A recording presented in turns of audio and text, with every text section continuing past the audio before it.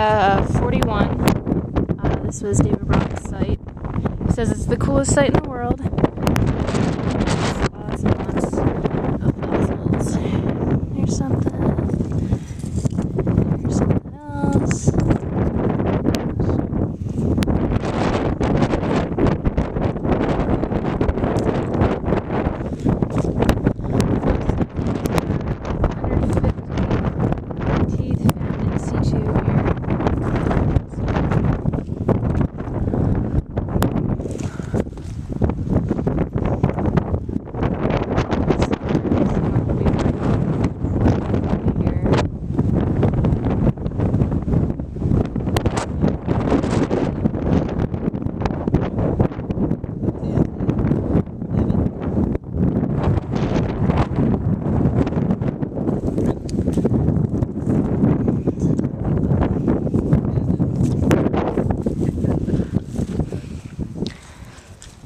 I swear half my trip is spent staring at the ground.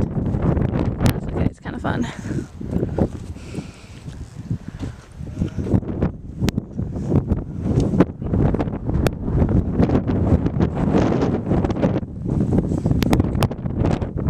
So, in 2005, we came here just to survey, and we found, well, this high density concentration fossils have been known for some time.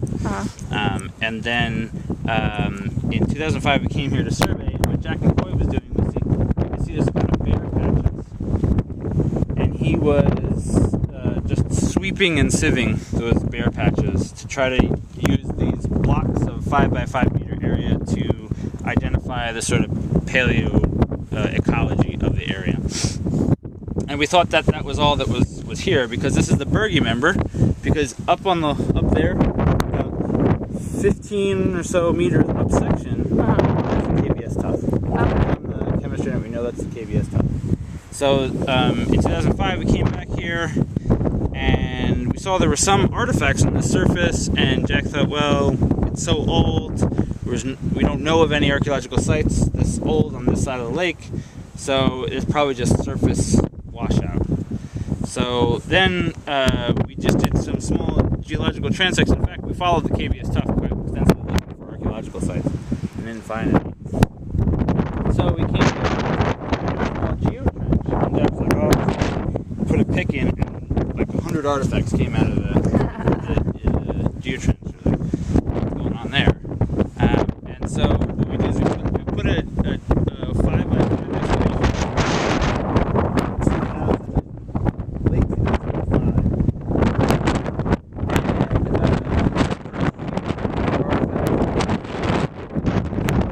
cut-marked bones, including a cut-marked rhinoceros rib.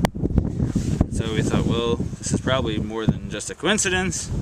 So then we came back out here and we excavated this large area that was just chock-a-block full of fossils and artifacts. I mean, hundreds of artifacts. Yeah. It was something like, I think it's up over 4,000 artifacts and 4,000 fossils. Wow. In this area here, which is a high density even for sites we don't find sites in the KBS member with that kind of density, just really high density fossils and artifacts.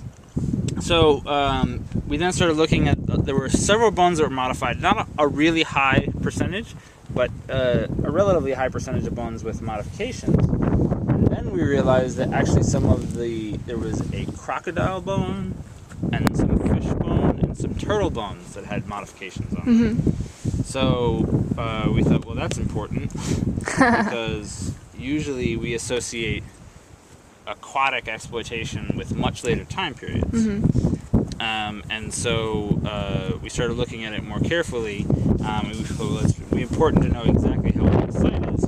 So we brought Naomi Levin, who came out and did the geology on it, and what they did is they sampled little pieces of sediment all the way down and actually into this hole right here. You can see we tried to block it up so it wouldn't erode. It didn't actually work quite so well. And what they were able to find was that they found the bottom of the Olivine reversal. Right? So there's an Olivine subchron, right? So that at 1.95 million years ago, or 1.96 million years ago, the world was in a reversed chron. So the magnetic north would have pointed south. Oh, And okay. at 1.95, it switched to a normal, right? And that normal lasts from 1.95 to 1.78. So we already knew that this up there was at least 1.87, and then we just followed it down, normal, and then we actually just above the site, in a section just around the other, over the hill, and it went back to reversed. So we know that that is at 1.95 million, and that's a meter above the site. It's actually 1.94 from the really interesting thing about this area is because there were so many fossils and teeth and well-preserved bones that we could really get a good idea of generally what kind of environment is around here. Initially, what we thought had happened is like a crust of sand, a big sand body over here, and then it's clay down underneath. And as you can see, artifacts are still pouring out of the side there. Initially what we thought happened is that there was sort of an overbank, muddy area that animals were dying in, hominids were coming, making stone artifacts, scavenging some of the bits and pieces that were there. Something. And then the river, whatever river Rhine system was here, changed and buried it with this huge pile of sand that you can see about 4 meters of sand is above it, right? And we think that's why everything preserved so well, was because the bones were instantly buried by a huge section of sediment, right? However, when Kate Berensmeyer came out here a few years ago, she noticed most of the ways that we were excavating the site, there would be these blocks of sand, and you would just lift that block of sand up and see underneath. There was the clay stuck to it with fossils and artifacts, things like that. But a lot of it had these kind of right? And we couldn't figure out what those were. And then what Kay said, what it more likely happened is that you were near the intersection of where a river was meeting a large lake, right? And sometimes you get what's called an offshore bar, a big sand dune just offshore. And then it closes off the area behind, and it becomes muddy, and animals. In fact, we found all 4 legs of a giraffe. Oh my gosh. And so animals were dying in there, and then what she thinks might have happened is that it started to dry out and got cracked, so you got just from cracked here.